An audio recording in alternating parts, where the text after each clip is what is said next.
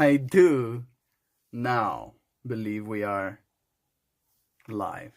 So I'll say indeed and greetings unto you, beloved and holy friends.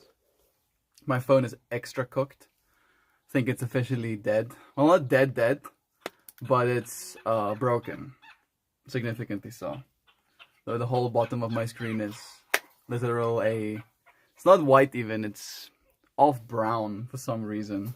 You would think at least be some uniform color. No, but it's like off brown, dead screen. How can I show you? I can show you with another screen like this. Yes. This is my El Cheapo phone. This phone costs half as much money as it will cost to fix this one. Let me show you like this. Can you see yourself? I can't see what's going on the screen, but you should be able to. You should be able to see. That's the fractal I'm dealing with. So I won't be able to see your comments on that screen at all anymore. But I can still take photos with it and send those photos to this device for my flowers. I still managed to get this stream set up, even though I was typing blind. And I do know that my title is definitely wrong on Twitch. I didn't change the title at all because I didn't want to struggle with typing more title blinds. And I didn't connect this thing, so I should do that too. And just like... we should have better audio as well. Huzzah! Here we are again. I am okay, relatively speaking. I thought that because of all I went through yesterday, them removing 3 teeth from my face, I would be not okay, let's just say. Alright, especially with the amount of loud people has been about that whole experience. Right, I've met and seen many people go through having their wisdom teeth removed, and they come back home with like their faces like swollen for a week. They're in pain for weeks, and I'm kind of concerned. I'm having this experience where it's almost like they didn't actually take my teeth out. All right, they just slapped me around a little bit and sent me home, so I can think I have my teeth removed. But they're really gone. I'm sure of that part. But I am like still kind of like waiting for the next ball to drop. Like, at what point is it gonna start hurting again? I've taken pain medication once last night. Last night it got to a point where my head was hurting a little bit. And I think that might be, weirdly enough, more to do with the morphine or whatever they had me under than the actual discomfort. Is that Michael Zama? Hey, Michael. It's nice having you here too, Kristen. Sending you lovin's. We got Pippi chilling in the plants on that side. We can have her in stream too. Our little resident. And then I did bring out the water vessel. Yes, I did. Hi, Michael. Oh, that's nice. Kristen, you saying hi to our new friends. I do think Michael is a new friend. I don't think I've seen Michael Zama here before. And Zama sounds like an African surname as well.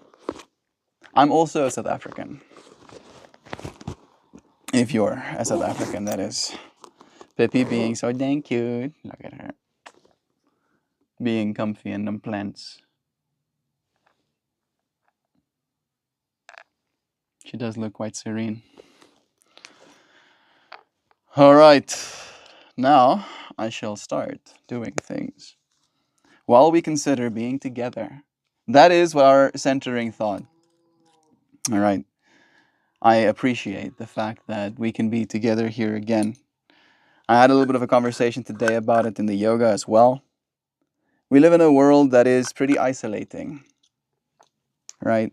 As in, we are told to be a little bit more individualized, to suck it up, to pull ourselves, up by our socks. Ek is terug. Hi, Wyn. Wyatt. Hi, Wyatt. It's nice having you back here again. Today we're talking about being together, bro, and the value that arises from finding ourselves in the same spaces together. I talked a little bit about it from this perspective of superposition, that even though I am where I am and you are where you are, we are, as consciousness, here, right? We're both here, even though here is different places to both of us.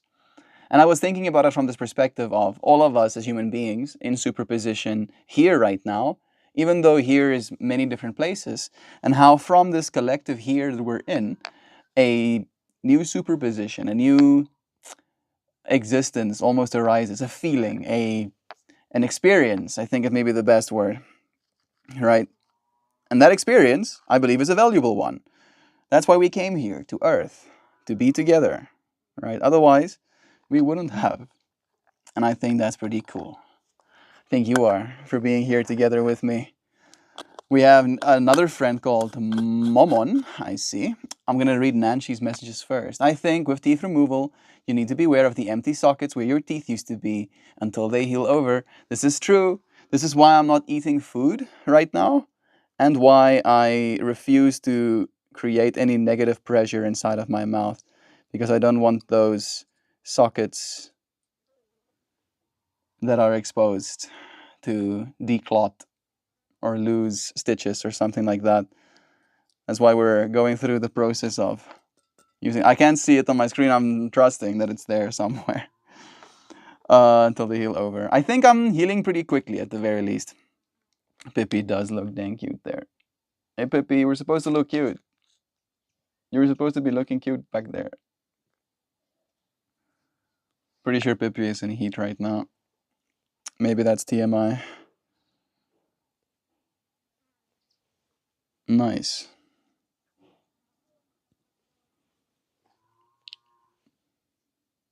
That smells so good. Like that's the first thing that I'm like taken by. It's like I open it and it just hits me with like, oh yes, this smells great.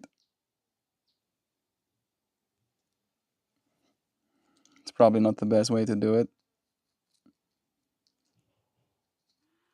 but it seems to almost have matured a little bit, where it went from being very resinous and gooey to being very hard to now being pretty brittle, interestingly enough.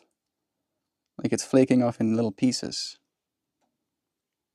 which isn't necessarily a bad thing, but it does change the way I operate. To the friends wondering what this is, I touched a plant, literally. And then that plant gave me little pieces of itself sticking to my fingers. Right? And you can feel a certain way about that. I know I do. If it was someone else's fingers, I might have qualms. But since it's my fingers, it's a little bit easier, all right, kind of vibe. And then you bowl up all of that resin, essentially, that sticks to your fingers.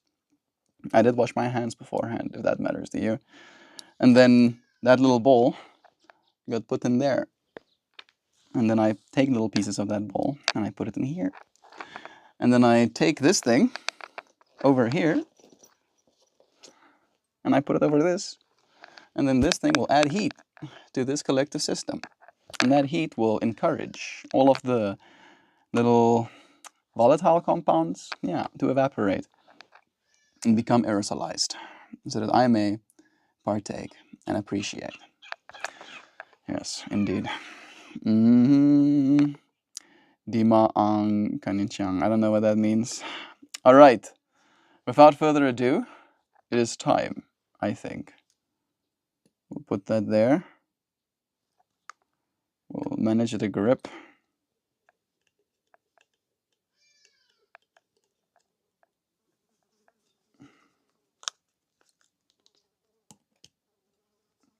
And then we'll wait for a second.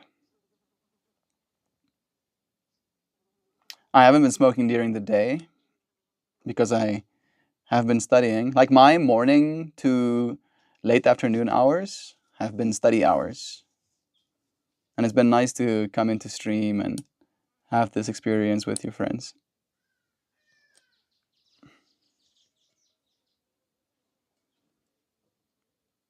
This stream originally was about that for me too, where I didn't want to be smoking all day.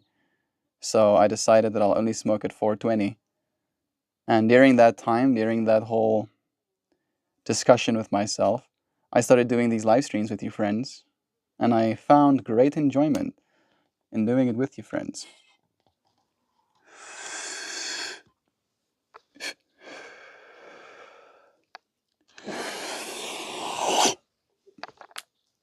Sorry about that. I got some water.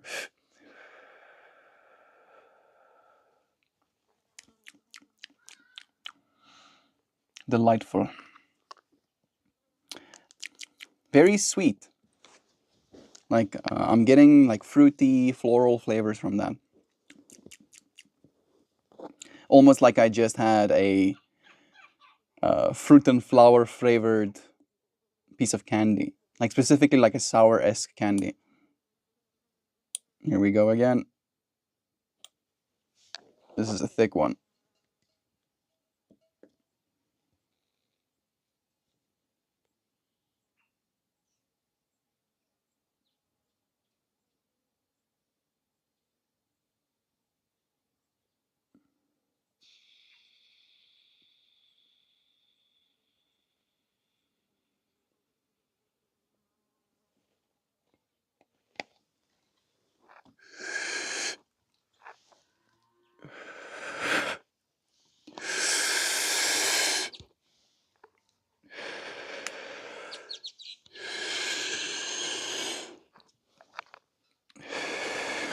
That one was thick indeed. Goobness. Yeah, that one is instantly making me aware of its presence.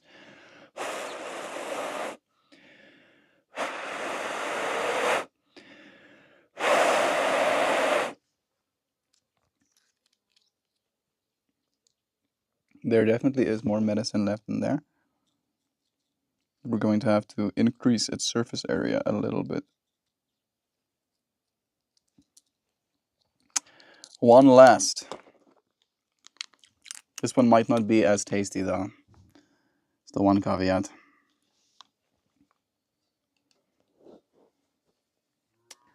Something together. I really enjoy partaking of bud with other people. And on that note, me and Dad actually had like a really good time. I shared one of these with him. I even shared some of the hash as well. And I stacked him a relatively decent batch, you know. Like he blew some clouds. And then I had this sense of like, oh geez, I hope I didn't overdo it. And then I hear him afterwards like doing stuff and I can't see it. And the stuff that he's doing is like cutting himself some watermelon. So I know he has the munchies, right? And then he eats some watermelon and I call him over.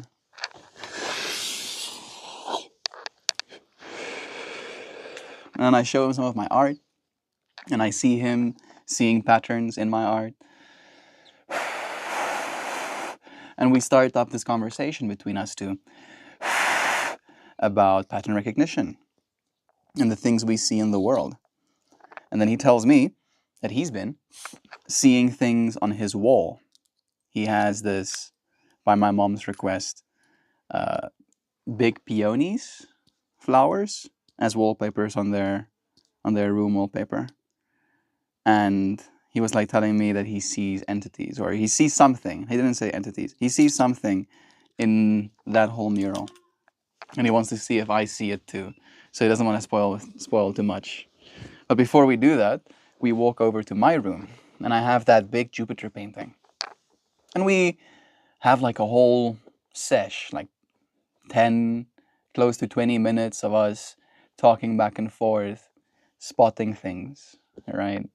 Telling him that I see this here and asking him what he sees, and then him telling me that he sees that. And through him telling me the things he's seeing, I'm seeing things that I've never seen before, right? And he's seeing things that he hasn't seen, and there are some things that we both see before we tell each other that we saw it, all right? And I can feel this energy of connection, of togetherness with my dad, all right? Something that's very hard for me to manifest because me and my dad are so different as people that it's very hard for us. We're so different as characters and so very much the same as people, I should say.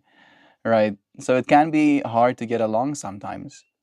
And then after sharing one of these gravity bongs, we get along just seeing patterns in art. Then I go to his room and he shows me the peonies, and I see a bunch of things, and the things that I see were not the same things that he saw. And then he told me the things he saw, and we had a few conversations about that. It never really got deeper, the conversation itself, than the actual art we were discussing and the things we were seeing. And in that way, it allowed for that conversation to be very pure, right? Wholesome, unaffected by our own say, if that makes sense. And he even said something like that later in the night. And we have a good time spotting all of these patterns. And I tell him about the dream I have for my art to one day have like a little digital museum. And the point of that digital museum would be for you and a friend to walk together through it. Sure, you can do it solo, but the experience is intended. And maybe there can be some sort of batching system where if you show up alone and another person shows up alone, you'll be auto paired so you can walk together. And then the point would be for you to walk and look at these flowers. You can, if you want to, hear me read the poem. At that point, I'm sure I'll have some sort of, if not my own voice, as in me reading the poems, I'll have some sort of Gen AI, right? I'll record a bunch of snippets and it'll be able to read the poems as me. However you feel about that. You can not push the button if you don't feel about it or whatever, right? And then, ideally, you and the person looking at the art will talk amongst yourselves on what it is you see, right? And I have found that just having an exercise like that, looking at a piece of art and sharing the things you see, makes you realize a bunch of things about togetherness that is usually inaccessible to your consciousness. Specifically, the fact that both of us can look at the exact same reality and see different things. Right? We can look at the exact same piece of art and feel different things. And as soon as you really have the opportunity to really explore that world of someone else, figure that out for yourself, it helps expand your horizons, right? At the very least, it expands your horizons in the way where we look at a piece of art and you say, I see this. I see a little tiger in this corner. And I didn't see that tiger before. But by you saying you see that tiger, suddenly I see it too, right? So not only is it possible for you to see differences in this reality than me, but by us giving ourselves the opportunity to communicate, by us coming into a space together, I can see more than I can with my own eyes. And so can you, right? And that's pretty cool. I find that pretty cool. And I've talked about that before with a few friends, that exact point. But the fact that I got to have a moment like that with Dad last night makes me very happy. Makes me feel like, slowly but surely, there are certainties that are kicking in. Slowly but surely. It's so wonderful. You got to have those moments. It really is a blessing. I see Jovan here with us too. Love yous. Jovan doing the work lurks. Holding you so close. Said hi. Hi to you, Nancy, again. Hope I said hi too. Popper wants Lovins too, of course. Lovins is the currency of the world. There are shroom edibles, where dosage is measured by a museum visit. That's awesome. Like, is it the more you take, the more you visit the museum? Or is it the less you take, the more capable you are of visiting a museum? Right, like, 1 block, go to the museum. 2 blocks, sit down at the museum. 3 blocks, think about going to the museum. 4 blocks, stay on the couch, close your eyes, you are the museum. Oh, but that's hilarious. Word of advice: um, those shroom edibles rarely contain what they say. Unfortunately, especially the chocolate ones. It's very hard to extract. Not really very hard, actually, but it is relatively hard to one cultivate mushrooms at scale. Two, to extract the value from those mushrooms at scale. Three, for you to get dosing right after you've extracted the value from those mushrooms at scale. And then the last point is the amount of time that your medicine will actually remain potent. Uh, Maybe not potent is the right word. Effective, I think, is a better word.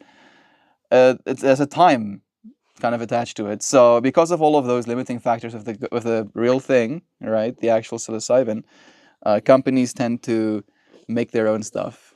Usually types of DMT, weirdly enough, right? Which maybe you're into that, but usually you shouldn't be. All right. Knowing what it is you're putting in your body ideally is best. So if you do want to eat a mushroom, I recommend that you eat the actual mushroom. All right. Just because then you know. Then you actually know what it is you're getting. Sure, the chocolate experience might make it a little bit more palatable, but I am very, what's the exact word that I'm looking for? Particular, yeah, about what it is I put in my body. I like knowing. I really like knowing. Knowledge. I like knowledge. Your breath stinks, dude.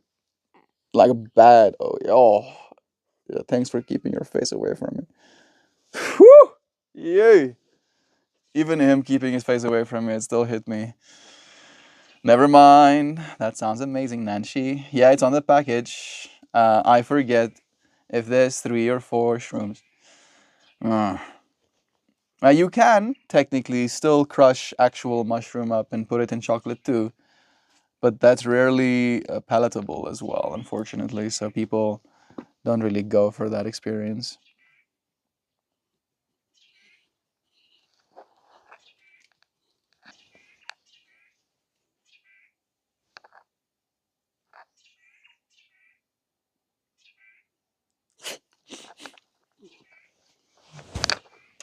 Eye contact. He doesn't really like it that much, it seems. He gets super skizzed about it. He's like, oh, this is. Am I having conscious experience right now? Yes. Yes, you are. You are having conscious experience right now. Yes, you are. You're aware. You're conscious of. You're conscious. I know. You are conscious. You're here with me. Stop trying to lick my face, dude. Weird, freaking face licker. You could be held like this too, Pippi, but you don't like it. You don't like being held. Remember? Now she's pretending to be jealous instead. Watch what I reach for her to try and pick her up like this. Come here, Pippi. You see that? You see her like back away instantaneously. Must back away. Doesn't want to get picked up. Alrighty. I'm refreshing. Still same's. I appreciate you friends being here together with me.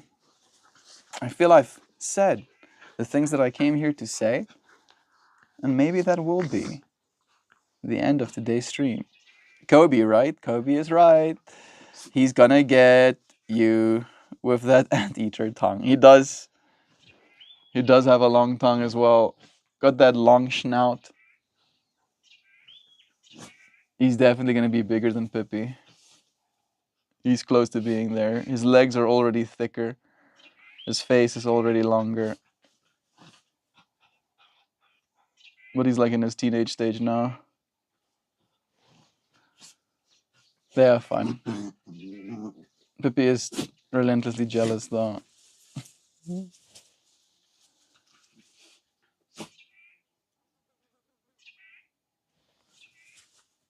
Yeah. I'm happy for them. Hey! What a blessing it is to have you here. Good morning to you all, beautiful humanimals. Hey, River Coon. Melt, was that fence there when your family moved in? The fence. This wall? I don't know if it's exactly a fence. There's a hole there with a little gate that goes to the wild. You can see there's like overgrown back there. Then there's your doggos. Then there's like trees on the other side of that wall too. And that wall goes around. We were the ones who planted the vines on the walls because it was just bare walls at some point. My mom was like fighting the vines. She didn't want vines for the longest time. I'm so happy we got vines growing. And then there's like another little hole there. And then there's a external building that was also built there. All of this stuff was on the farm before. I don't think. Technically, some development has been done. I wanted to say we haven't done any development. Technically, my mom's room is extra. You know, that's one of the things that was added on. And also the kitchen got taken care of, to say it in so many words. It used to be one of those, I want to say almost like tin can kitchens. Tin can and then plastic wrap on the top. I don't know if you've seen them. The vines are stunning. They really are so great. That's one plant. Can we just take a moment to think about that? That vine behind us, that's one. That's a singular vine. Yeah, I see you. I see you, creature. Peppy is like, don't you know we're playing? And there's like, I think 3 different vine species. You can see that vine species is different to that one. And I think these 2 are technically different. That one is more white than this one. And then there is another type of vine species there. And then there's another one all the way over there that's not visible. So some extra diversities too. What? That's amazing. Yeah, that's one plant, right? That started as something potted with a little sticky sticking out of it. That whole thing. It's just like one root ball and a thingy. And it became all of that.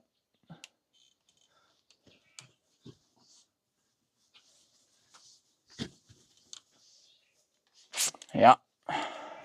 Howdy. Ho, neighbor. What a pleasure it is to have you here. Connor, sending you so much lovin's. I was thinking about finishing this vertical stream and starting up a horizontal one to get us going. Maybe I'll see you friends on the other side. Before I do, I'll show you a flower and read you a poem. This is what yesterday's flower turned out like. We had some 4 geometries to work with. I really focused in and liked this little shapey. Its separation is so clean.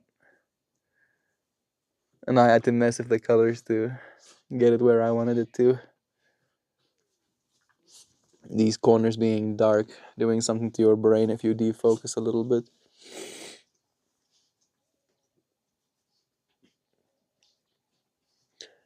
Those corner peepsies. All right. And then the poem it went associated with it. Oh no! I never posted it. This is still me on the interface as I open my Patreon. Apologies. It's getting posted. I'm sorry, friends. That's my bad.